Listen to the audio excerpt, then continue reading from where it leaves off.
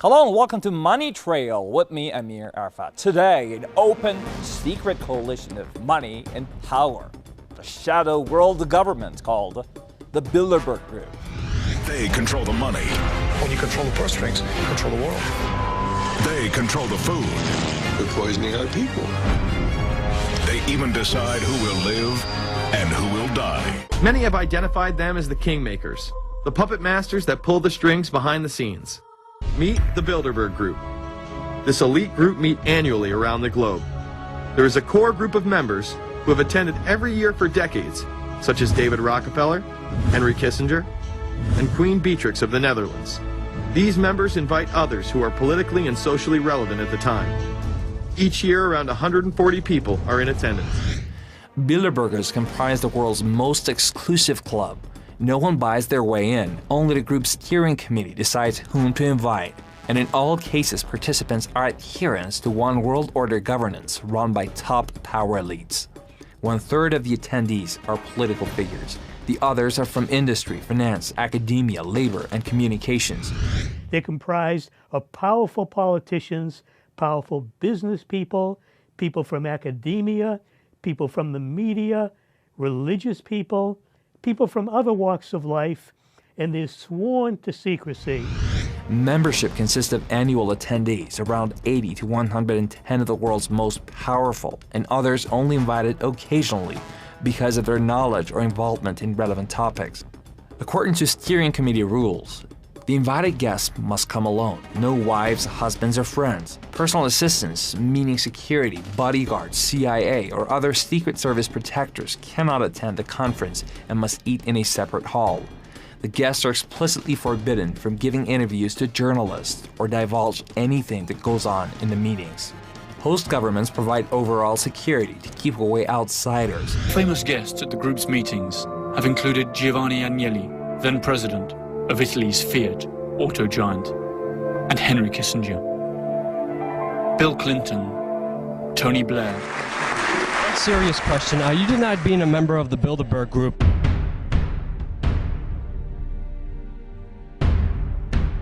The Guardian reported that you came there in 1993. What do you say to those people who have questions about the Bilderberg Group?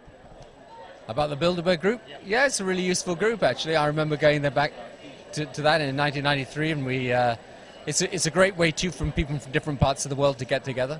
So it's been good. Do you think it's a conflict of interest? I mean, the heads of media, corporations, banking, meeting with yeah. without the media even mentioning it? I don't know. It may have changed a bit since my day. And Angela Merkel attended before assuming public office, as did Kofi Annan, the former Secretary General of the UN.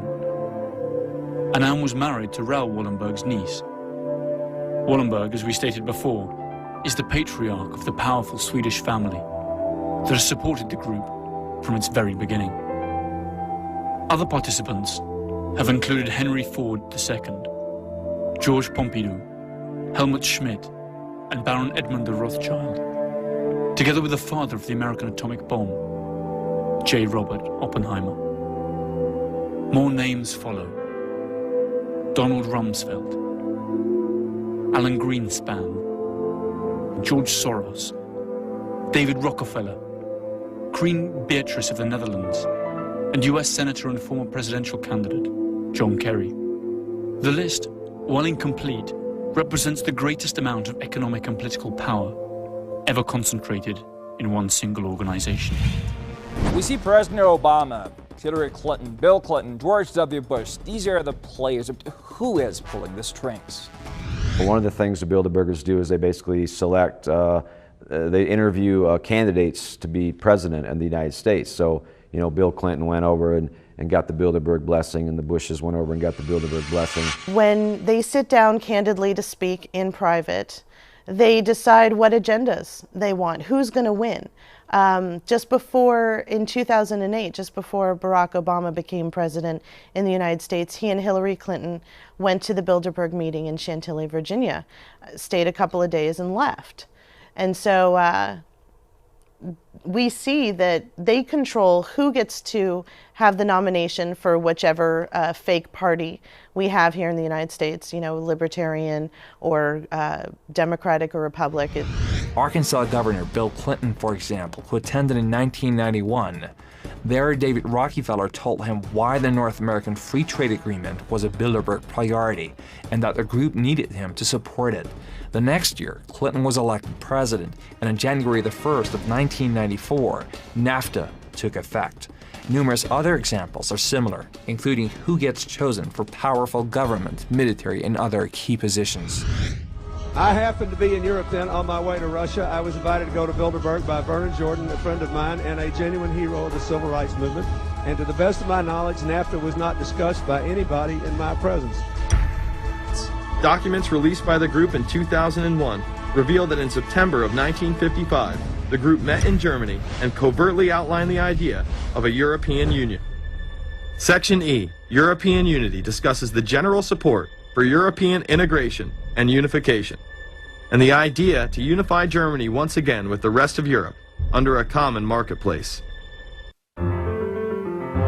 Years after participating in a Bilderberg meeting, George McGee, former United States ambassador to Germany, said that the Treaty of Rome that created the European Common Market was born in the Bilderberg meetings. Jack Schenkman, chairman of Amalgamated Bank and also a Bilderberg member, said in 1996, the idea of a common European currency was discussed a great many years before it came about. We also discussed the possibility of the United States re-establishing diplomatic relations with China before President Nixon actually did it. But if these people are so very important and influential, and their meetings all the more important, simply discussing the whole world and all the decisions and policies to be made, where are the mainstream media? The media that cover every single detail, every corner of Earth. From some police car chase out there in Manhattan to the American Idol. I'd spent 20 happy years with the mainstream media. I was asked, what do you think about Bilderberg? I said, I'd never heard of them. I was shocked and outraged that I could be in the news business all my life and not be aware of a group called Bilderberg. But at that point, made it my business to check those turkeys out quite thoroughly. Get off the property, please. Jim has some questions for you. I need you to move off the property. Jim Tucker says there's a reason most people haven't heard of the Bilderbergs. The ones who control the mainstream media are part of the group or answer to it. If 120 NFL football players or if 120 film stars went behind locked and guarded doors for a 3-day closed meeting, you'd bust your butts trying to find out what transpired. But now you have no curiosity. You don't dare. Your publisher will not let you have any curiosity. If you're looking to the mainstream media to give you information, you're getting what these secret societies like the Bilderberg and the Trilateral and the Council on Foreign Relations want you to know, so that you support them and you don't fight against it. You know, you just go along with the flow. The major stations on approximately 6 to 9 different major corporations around the world leads to the success of the secrecy and corruption that we see in the world. And so the Bilderberg group was founded on that premise in 1954 to use a combination of secrecy plus corruption plus gaining control of governmental policies around the world so they could enhance their wealth. How many people in Britain have heard of the Bilderberg Group? In America, anywhere around the world? The Bilderberg Group, what's that? And I understand that. No one ever talks about it, really. But I've talked to journalists about the Bilderberg Group. Bilderberg Group, what's that? I haven't got a bloody clue. So, isn't it funny that the Bilderberg Group seems to be rather influential? Tony Blair, Bilderberg Group. Gordon Brown, Bilderberg Group, leading players in the present British government.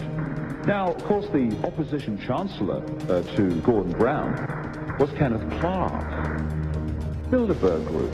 Let's look at the head of the World Bank, James Wolfensohn, Bilderberg Group. Let's look at the first two heads of the World Trade Organization, Peter D. Sutherland of Ireland and Renato Ruggiero of Italy, Bilderberg Group. Wherever you look, this thing comes up and no one's ever friggin' heard of it.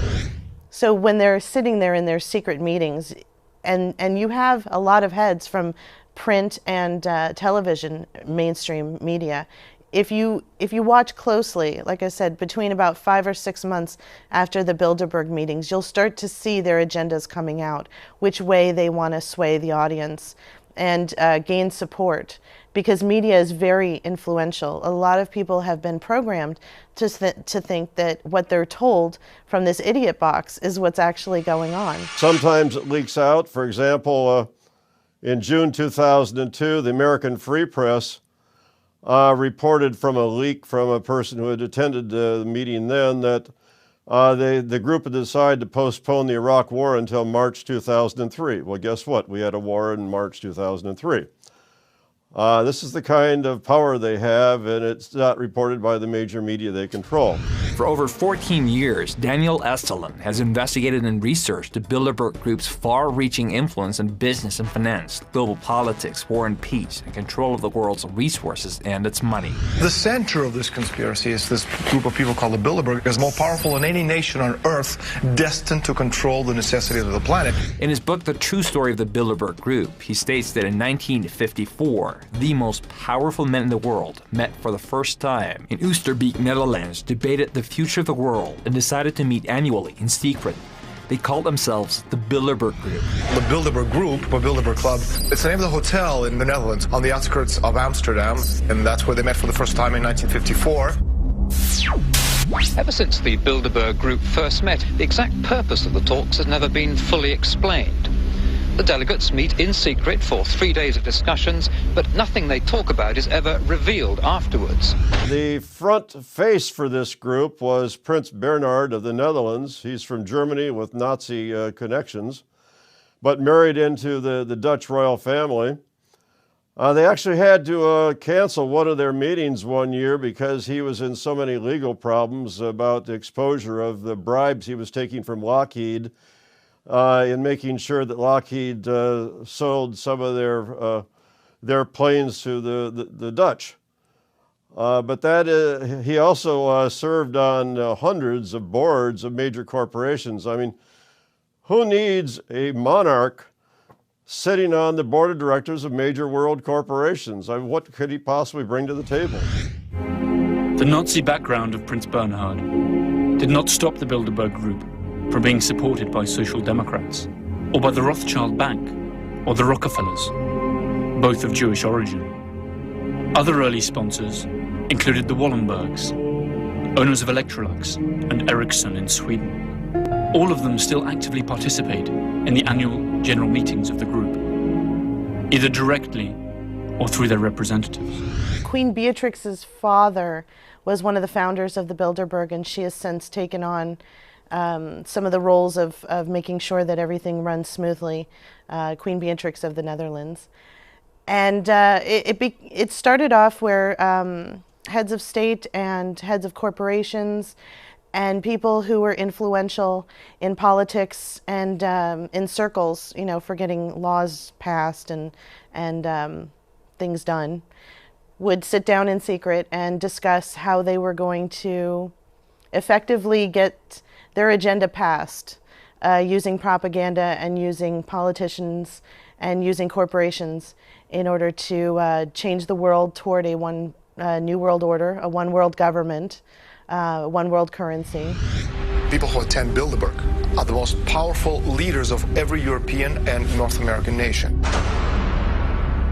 Would then sit representatives of royalty, representatives of European Parliament, European commissioners, President of the European Central Bank, the World Bank, International Monetary Fund, Federal Reserve, top 50 CEOs of the world's most powerful corporations. And they're joined by the leading lights of the world mainstream media, Washington Post, New York Times, Time Magazine, Newsweek, Economist, Wall Street Journal, which is one of the reasons, again, most people have never heard of the Bilderberg.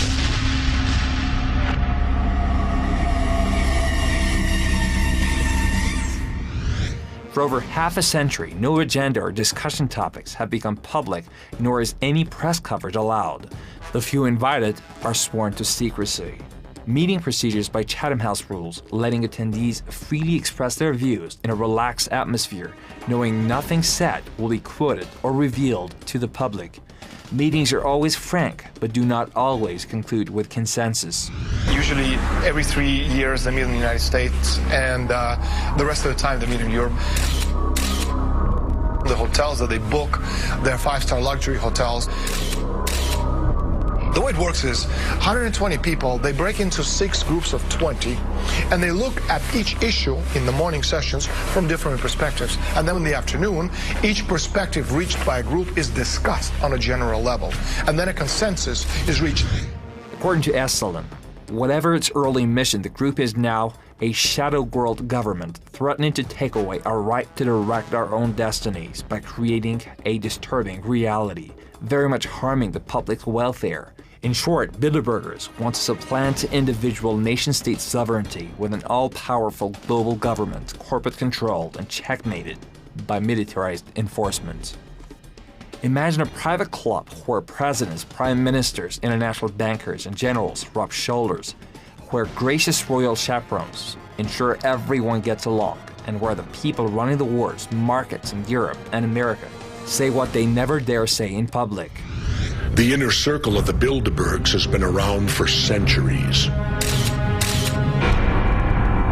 I'm telling you, about 50–60% of the participants have absolutely no idea that there is a very organized structure that goes back centuries. I found that what's today called Bilderberg 800 years ago already existed. It was called the Venetian Black Nobility right after the Fourth Crusade. Early in its history, Bilderbergers decided to create an aristocracy of purpose between Europe and the United States to reach consensus to rule the world on matters of policy, economics, and overall strategy. On the outskirts of the national capital today, black limousines with darkened windows converged on a hotel where private security guards imposed ironclad control. The limos carried royalty, political power brokers, and industrial titans to a secret meeting that will last all weekend. It's known as the Bilderberg Group. What exactly is it the Bilderbergers want? What is it their sister trilateralists want and other secret societies? All they want is free trade, NAFTA, CAFTA, World Trade Organization, International Monetary Fund, the World Bank, in essence, a world government. Could their objective be world domination? They want supreme, unchallenged global dominance. I wrote about them a few years ago. I've got a checklist. I didn't want a chance to memory. Let me tell you in a checklist, ticking off some points, exactly what the Bilderberg agenda is.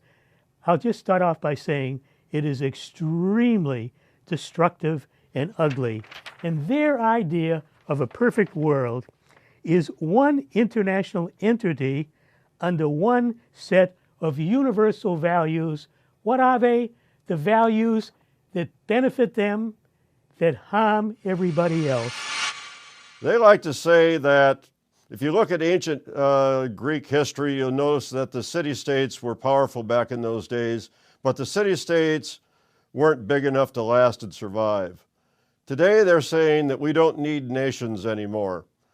We need to expand so that the nations have very small power and very small roles in the world, and that the world needs to be run by a small elite group of wealthy business interests, bankers, and so-called intellectuals. Centralized control of world populations by mind control. They want to manipulate the public mind to go along with what they want to do, so they are unchallenged. They believe in centralized control of people, mind control. The major media corporations of the world are unfortunately watched by the vast majority of the population of the world who don't have enough intelligence to realize they're being lied to. They want a new world order with no middle class, composed of rulers and serfs. Nobody in the middle. They're the boss. Everybody is a serf. The serfs obey. Anybody who disobeys gets targeted for elimination. We have before us the opportunity to forge for ourselves and for future generations a new world order. It used to be more secretive. You know, the New World Order was talked about 30 or 40 years ago, and nobody would say it out and open. Now they talk about the New World Order, or they just think the world would be better off if we had one world government. There's a need for a new world order. But there's a very, very clear-cut and easily identifiable system in place that puts all of these elements, from media control to government control to energy control, together into one apparatus working together effectively towards its final goal, which is, global control. A new world is emerging. It is a new world order. It's a phrase that I often use myself, that we needed a new world order. There is a chance for the President of the United States to use this disaster to carry out what his father, a phrase his father used, and that is a new world order. Along with military dominance, controlling the world's money is crucial, for with it comes absolute control, as a powerful 19th century Rothschild family understood. As the patriarch Amschel Rothschild once said, "Give me control of a nation's money, and I care not who makes its laws." They like a zero-growth society. That one's a little bit obscure. It's hard to know what they mean by that. But they say, without prosperity or progress, only greater wealth and power for them at the expense of everybody else. I think a good way of explaining it is to explain what's going on now. There's no growth going on in most Western countries. Growth is actually declining in major ones: Britain, Germany, France, Italy, Spain, Greece, Portugal, Ireland. But the bankers are having a party. How can the bankers make money when the economies are declining? Because the central banks that they either own or control print all the money that they ask for. And what do they do with this money? They use it to make more of it. They speculate with it. They steal. They stuff their pockets. They pay themselves big salaries and bonuses. So they benefit just fine, thank you very much. Ordinary people are harmed. Poverty is out of control. Unemployment is out of control. Homelessness, hunger, deprivation at record levels in America. And yet the bankers are supremely rich. Their stocks doing very, very well. Their profits, their bonuses, extremely high in economies that are very weak. This is a perfect world for the Bilderbergers. They believe in perpetual imbalance. They want to have artificially created crises around the world that will further increase their wealth. They also believe in manufactured crises and permanent wars, because wars are profitable, and the more that are fought, the wealthier they get. They want absolute control of education, to program the public mind, to train those chosen for various roles, and to train others to be compliant. They want centralized control of education. They want us all to be learning their propaganda. One size fits all. The size they determine, the size they want, the size that benefits them at the expense of everybody else. They want centralized control of foreign and domestic policies. They want the United Nations to become the world government. They want United Nations taxes. They want the UN to act as a de facto world government, imposing a UN tax on everybody in the world. They want expanded trading blocs such as NAFTA and the European Union to reduce the importance of individual countries and of individuals to have control over their destinies. They want global trade policies, rules that they make that benefit them, and again, that harm everybody else. A global WTO, World Trade Organization. Again, they make the rules, nobody else does. They want to expand NATO and other regional military forces, again, to weaken the power of individual countries. They want NATO to be a global world enforcer. Challenge them, and NATO will ravage your country, murder your children, enslave you, destroy your country, to turn it to rubble. That's the role they want NATO to play. That's the perfect Bilderberg world. They make the rules. Everything goes the way they want. Anybody dissented, kill them. That's the Bilderberg world. Well, thank you for watching. Always follow the money trail with me, Amir Arfa.